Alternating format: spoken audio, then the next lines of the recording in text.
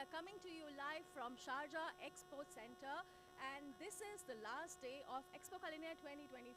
Today is the day when we celebrate it all, the passion, the hard work that thousands of chefs have shown here in the Emirates International Salon Culinary. Behind me you see an awesome bread display and the judges are here they are judging the bread display. We also have ICCA students who have their breads on display here.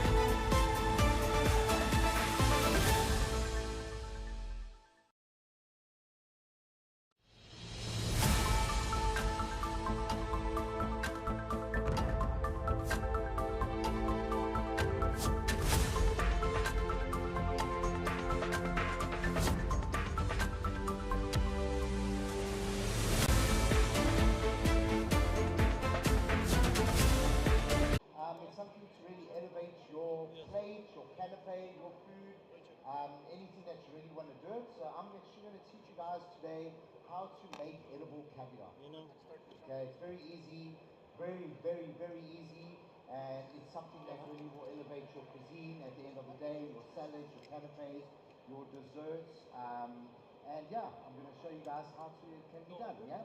So firstly, the dish I'm going to be making today, I'm going to be making a Capri salad. So I'm going to got beautiful halloum tomatoes, different colored tomatoes. I've got my mozzarella balls, and what goes on top of a Capri salad is obviously your balsamic and your basil. Right, so I'm going to make basil pearls as well as balsamic pearls, and then that's what I'm actually going to top my Capri salad with. So it's just elevating my dish, yeah? So firstly, I am joined by my awesome student, Zoya. So she is going to help me today. I do have another demo coming up later, so I think she might actually be the second one. I'm going to throw you into the deep end, and I'll be her assistant there. So, shall we get started? Okay, cool. So we're going to get started now. What I'm going to do, I've got some basil leaves. Okay, beautiful basil leaves. Absolutely yummy. I'm going to get some water, and what I'm going to do, I'm just going to blanch my basil for now. Right, so if you want to get some ice for us out that bag, I'll just throw some ice in there, please. So I'll throw some water in there, and I am going to get that boiling, and we're just going to blanch our basil for, I would say, about 45 seconds to a minute and a half. From there, I'm going to throw it into some ice water, and then I am going to blend it, strain it, then I'm going to throw it back into my pan, and we are going to start the whole purification by agar-agar. Right, so if you don't know what agar-agar is, what is agar-agar? Can you tell us? Okay, so it's a replacement for algae. You know what, I'm going to give you a microphone. So when I do test you on certain questions, hopefully this goes on. Mic check. Okay, what is agar-agar? Tell the people. It's a vegetable replacement for gelatin. It's made out of red algae. Okay, so it's a vegetarian replacement for gelatin. Of course, gelatin you use in bone marrow. So for the vegans, vegetarians, they do not want to have gelatin, so they use agar-agar. And correct, it's made from red algae, yeah? So what can you use it for? What can you use agar-agar for? Puddings, even thickening for soups and sauces, setting jellies, anything that uses gelatin can be replaced by agar-agar. Okay, correct. So it's a setting agent at the end of the day. Right, so I've got water. I'm popping my basil in the water for now. And we're just going to get that going. Right, that can go away. So when making caviar, all right, one thing that you are going to be needing, you're going to need very, very cold oil.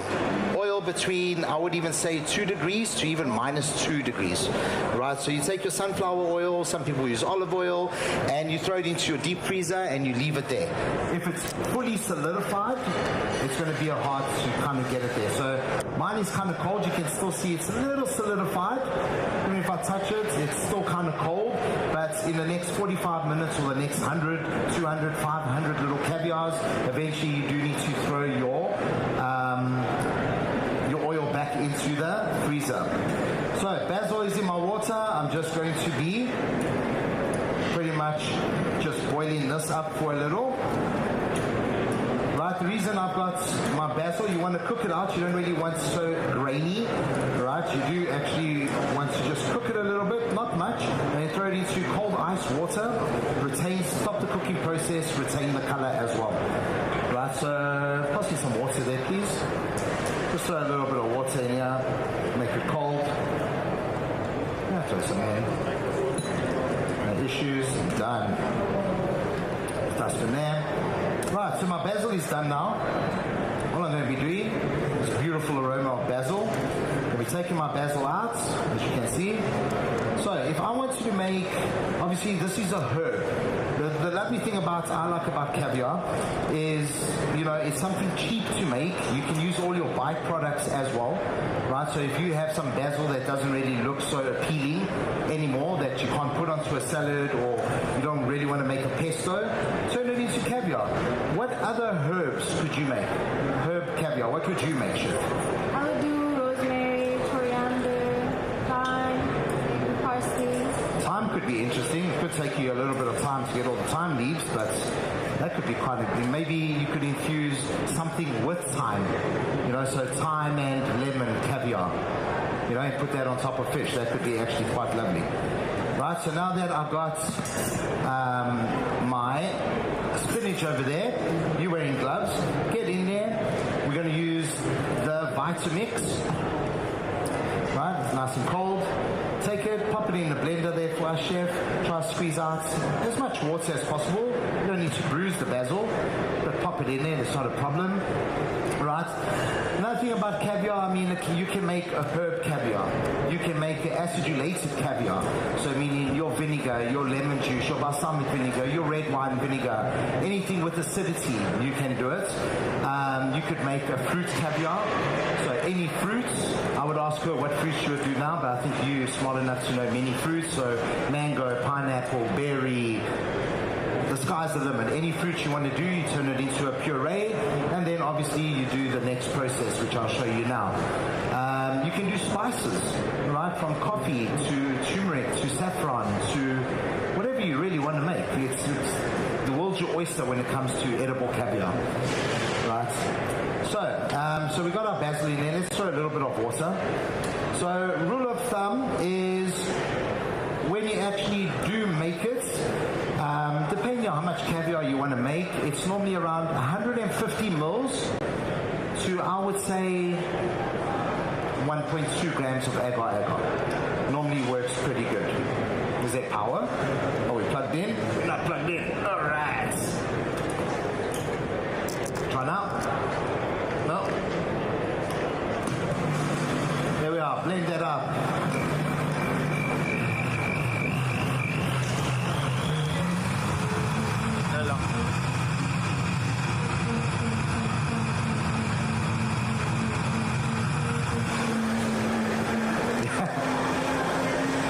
So now we just blend it up until nice and smooth. Keep going, keep going. So you can actually see how nice and beautiful and bright green that it's actually becoming, yeah? Just say you want to make beetroot. Two ways of making the beetroot. Either you use the beetroot water or boil your beetroot until soft. Do the same thing, add a little bit of extra water and you'll get the same thing.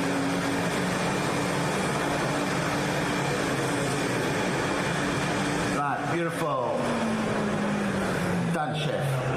Right, so now we'll take this out, switch it off, pop the machine under for me.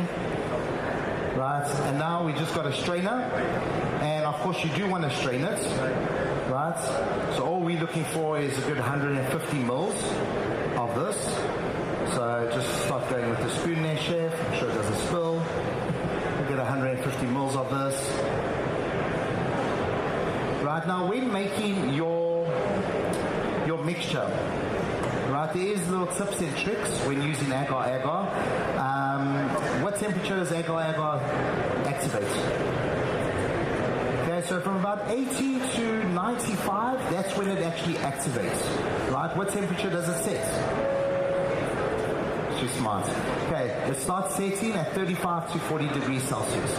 Alright, so yeah, what I'd actually like to do, if you even watch the internet and YouTube videos, whatever it might be, you actually see people have their liquid, bring it up to the boil, and then throw in their agar-agar. It can work, it will work, but what I suggest is sometimes when you add in agar-agar into anything above like 65 degrees Celsius, it starts to form a lump. And you get like lumps, and then that's the last thing you want when you have your little bottles. You're trying to squeeze, and then there's a lump of agar-agar, and you're like, you know, toothpick, skewer, whatever it is. So a little secret that I actually learned from one of my pastry chefs is mix agar-agar with a little bit of sugar. Right, and when you add it in, because of the grains of the sugar, it sort of dissolves nicely and rubs together, and it actually dissolves and doesn't form lumps. As well as put your agar-agar when it's around 40 degrees Celsius. Then bring it up to about 80-90. Once you get to 80-90, keep cooking it for about a minute. Then cool it down slightly, then pop it into your bottle, and then start putting it into your oil, and you're going to get perfect caviar. Right, so how much do we have there? We got 150. Perfect. Good job. Okay, pop that in there. We'll clean it up later. Right, so now that I've got my 150 mils, roundabouts, 150 mils of my juice, which is nice and beautiful green, which is quite a lot. I could make like 1,000 balls from this. So you might think, oh, 150 mils is not much. It's actually plenty. Right, so I'm not going to put all of it. I'll leave a little bit. Oh, thank you, chef. Right, so I'm going to switch this on now. Put it on. I've got my agar, which I have. I'm going a little bit extra. I'm cheating. I don't want it to fail. Right, I'm putting 2 grams today. Right, only because I don't exactly want it to not set perfectly at a demo, make myself look a little silly. So I'm going to make it a little bit there. But if you're going to do it, I say for every 100 mils, I would go 1 gram. And you're going to get something good. Right? So, as soon as you start seeing a little bit of steam coming up, it's really getting to like 40 grams. Throw in your agar. But actually, I need a little bit of sugar here. So let me throw a little sugar in my agar.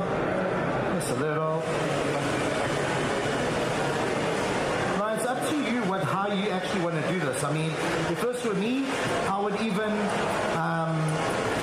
this liquid, infuse it with a little bit of garlic. Throw a little bit of lemon in there to really make it beautifully green. So it's really up to you how you want to play with it. The world's your oyster, there's no set rule. So now that it's got in there, cook it out just for a little bit. No lumps. About a minute of cooking and we will be good. It's kind of hot. Right, cook. It's at boiling point now. Just got it there very quickly. Cook it for a good minute.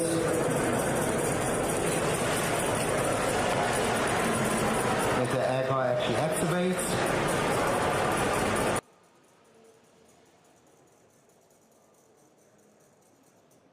Okay, we're almost there. Then what I'll do, I'll just throw it into a bottle, into a jug, throw it into my bottle, and then Zoya can already start doing the little spheres. Okay, awesomeness. That can go there. Right, so I'm just going to throw this in here. Of course, if you want to strain it one more time, you can. Right? You do want to cool this down for a little bit. Right? If you go through it, there's many ways how to do this. So a lot of people put it into like ketchup bottles, right? And the head of the bottle is very big. And if it's too hot, it just comes out like a stream of water and you don't actually get beautiful little pearls.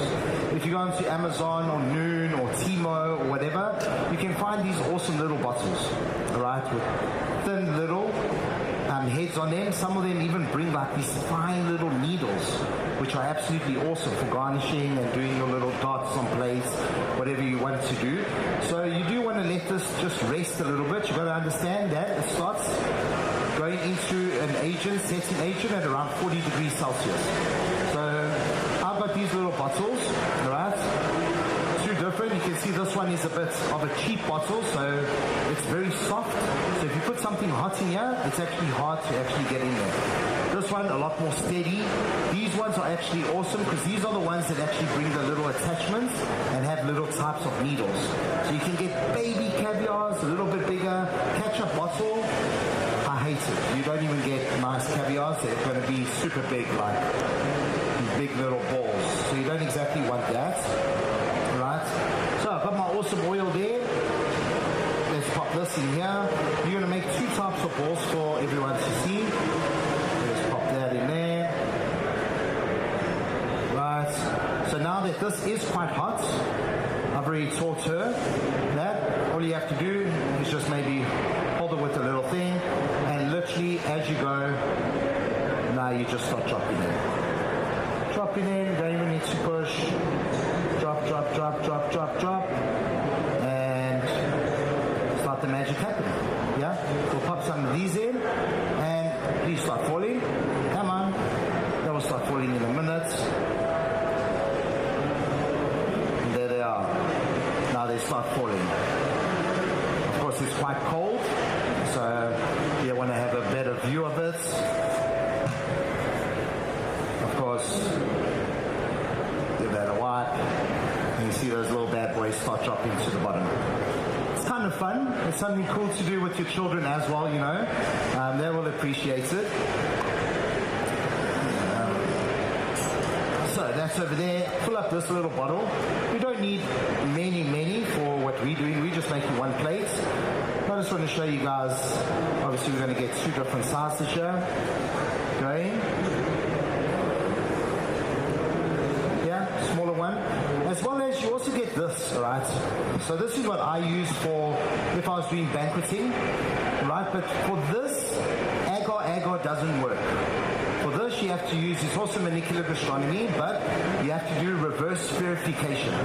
So you're going to be using your alginate and your chloride with it, and then you make your mixture as you would here, blend everything up, and then you got your alginate mixture, you suck it up, and then literally it's 98 little pellets that you got over there, and literally each little drop, rather than going 1, 2, 3, 4, 5, imagine every time you do it, you're getting 98 balls. Bang, bang, bang, bang, bang. So imagine you could have 1,000 balls within 30 seconds, right? But also the difference is, agar, when you put the ball in your mouth, it stays like a little gel ball. With this one, with reverse spherification, you pop the ball in your mouth, you put it in between your palate and your tongue, and it's going to pop, right? So it's a lot more delicate than these. Okay, so try some of these bottles now. Try this one and stop that one. So that's the difference. If you do, I have tried it and I learned my lesson. I thought I was smart, so I tried to do the agar style with this.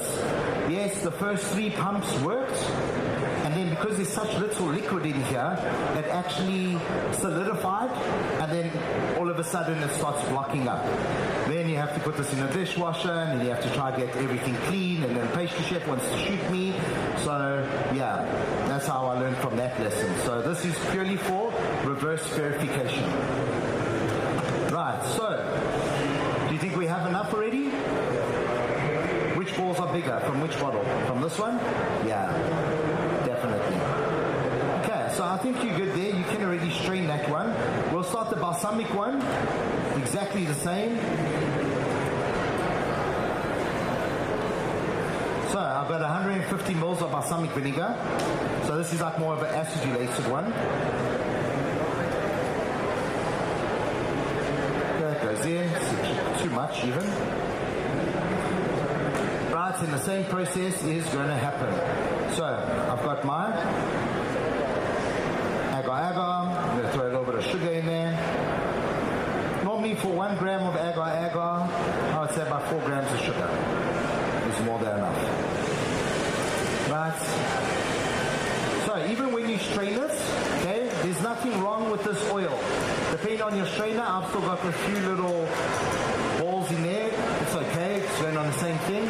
As you can see, beautiful little green caviars. Alright? Very cute, obviously different sizes that I just want to show you guys. It all depends on your bottle. The smaller the head, the better it's going to be, yeah? Right, so you don't throw away this oil. It also depends on the sieve and how small your little dots were. So we got a bit there. You could always strain it and reuse this oil 100 times if you want. Yeah? So we'll try to do this one kind of quick now.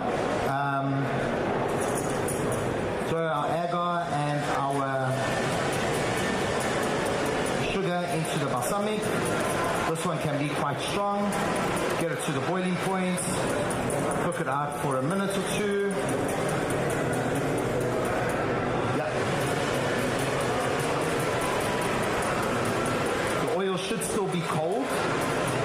Right? This is what happens sometimes is you're making a whole bunch, and then when you actually make the caviars again, it doesn't set as you want it.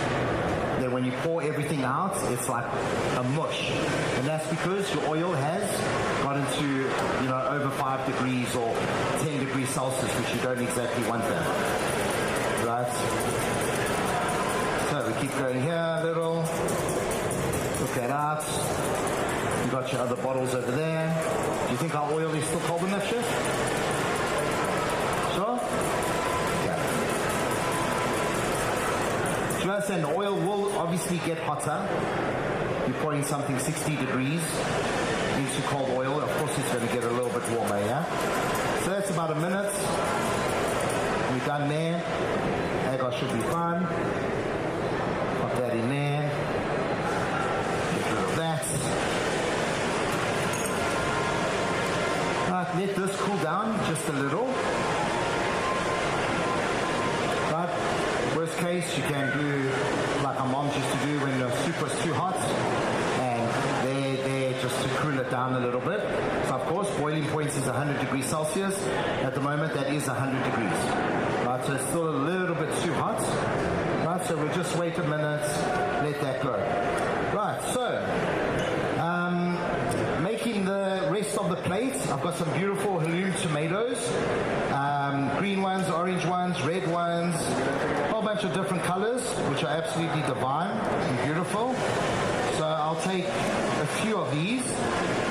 I'll take a green one, a red one, a yellow one, and an orange one.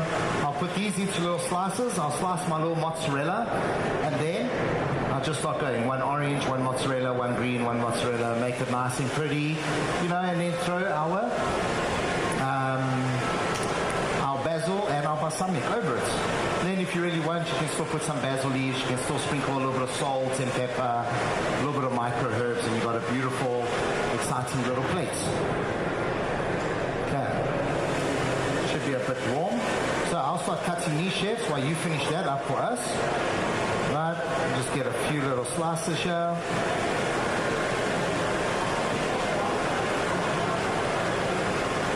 Right, and what's nice about these caviars is literally, I like them for pastry. When you start thinking, what can I top on there? You know, you got a berry panna cotta, you start throwing some different caviars on there. It's actually quite lovely. It's fresh. Even for canapes, to be honest. If you're struggling to find a little garnish that you want to put on there, yeah, make a quick little canape and off you go. It's quite lovely.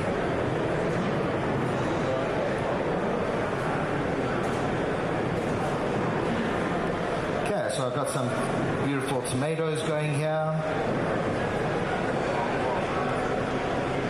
Different sizes, of course, but that's fine. We'll make our salad nice and a little rustic. Nothing wrong with that. Right. You know, starting to bring out. Okay, is it going? Good job. So as I said, if I were to do another one now, after this, maybe my oil has already cooled down. Right, so I'm also not exactly in the best place to make some of this because oil, no freezer in Expo, so I've had to keep it, freeze it, put it in my cooler bag, put some ice around it, and just hope for the best that it actually does stay at the right temperature. Right, so that's cool, that's done. And as I said, of course, for you that have just joined us now, of course I'm making it with agar, alright, so you can make it with different bottles, different heads. Ketchup bottle, you're going to get very big pearls, as I said before. Or if you want to use one of these, then you have to go more reverse spherification, right? And yeah, it's a lot quicker, you get a lot more even-sized balls all the time, right? Not big ones, not small ones. They're all going to be beautifully consistent, but you can use agar, but I suggest not to. This is when it becomes a little bit more of a different spherification, because the agar dries out too quickly and then everything starts blocking up and making your life a bit of a misery. But this is the proper spherification kit that you actually want to use. Right? If you do actually want to know more about spherification, one of my colleagues, Chef Leo, he'll be at the Expo and he's actually going to be making spherification pearls. Not pearls, but spheres. Alright, so if you really want to know more about, you know, the sodium and the chloride and the alginates and all of that history there, he'll be giving a demo on that. Right, good. So she'll straighten that up for us.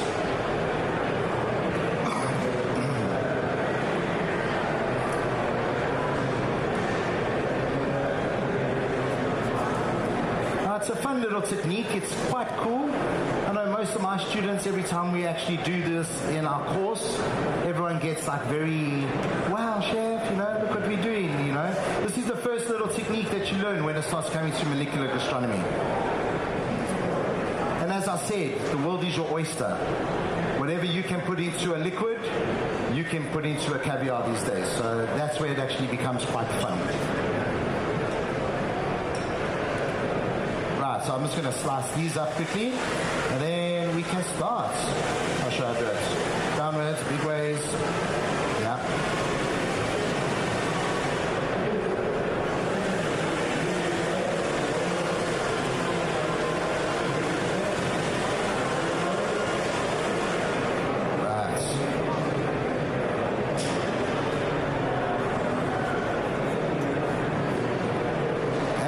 Nicely, yeah.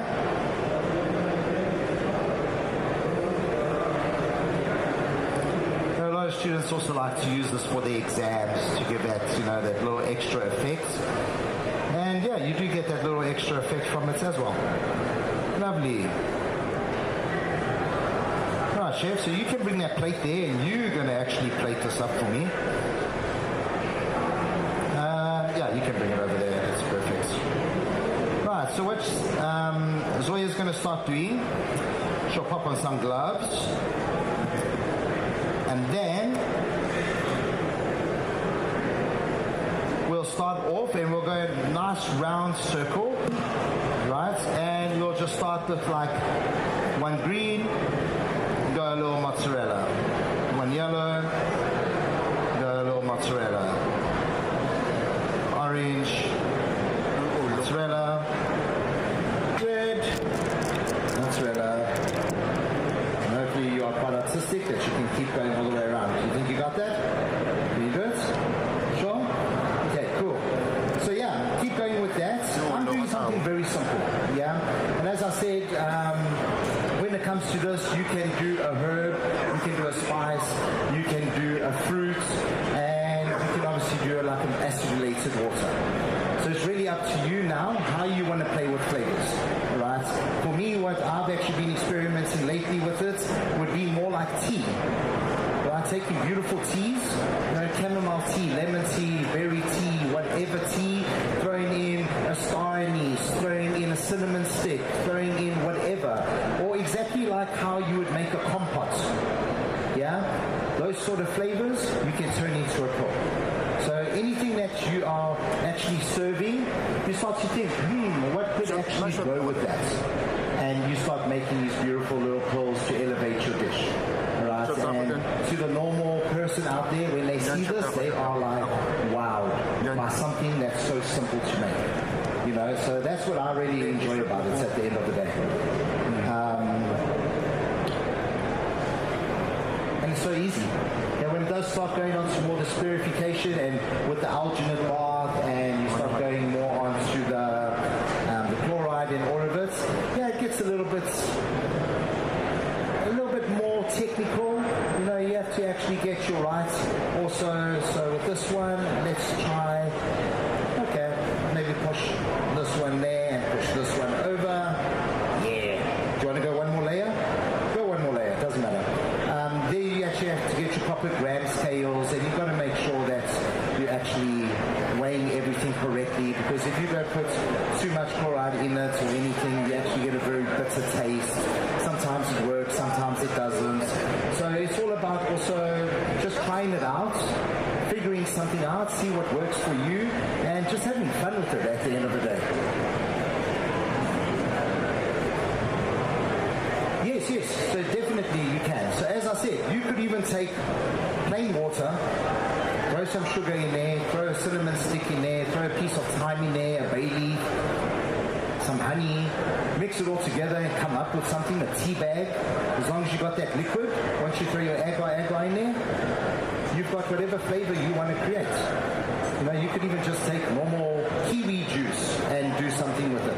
Pineapple juice. You can do anything you want at the end of the day. Really, the sky is the limit. Right, so yeah, you made it look very pretty, very lovely. So, one of of these spoons is actually called also a spherification spoon, right? They're not hard to come by, but they are a little bit hard to come by. These spoons are awesome when you start actually making spheres. So what a sphere is, it's pretty much molecular gastronomy as well, but just imagine that you've got this cute little like bubble, right? You pop it in your mouth. Once you put it to your tongue and your palate, and you squeeze, it's going to pop. Alright, so that's what you're doing. You're creating a liquid, you create a liquid that then all of a sudden creates like a husk, but then the liquid stays fresh inside. So that's pretty cool. So that when you're taking it out, you need to pop it in some water and off you go. Right, so now that the salad looks nice and beautiful, right, I'm going to take some of my basil and just float that around as much as I want. Go, go, go, go, go. A little bit of the balsamic one as well. Throw it around. It's enough. And then obviously, Chef, I'll let you garnish it because you've been an absolute superstar today. Put a little bit of flowers around and you got something pretty delicious, if you ask me. Yeah? So very simple demo, but I hope you have learned something. If you want to come up and you just want to actually have a little taste of it, they are over here. You can just take a little bit, throw in your hand, maybe just give it a little scoop. But it's very easy to make, does elevate your dish at the end of the day, and yeah, that's about it. Any questions?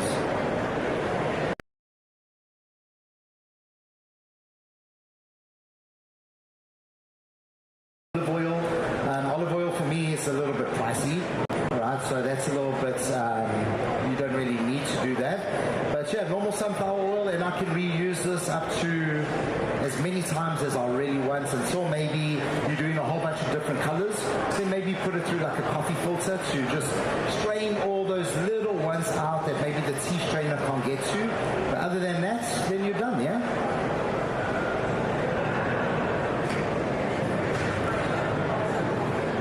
Hear you? What? The caviars. Oh, this. So this doesn't really, it will just solidify to a certain degree, but it doesn't freeze like water, like a block of ice. You know, it just goes very cloudy. And then once you take it out at room temperature, within 5 minutes, it's done. Yeah.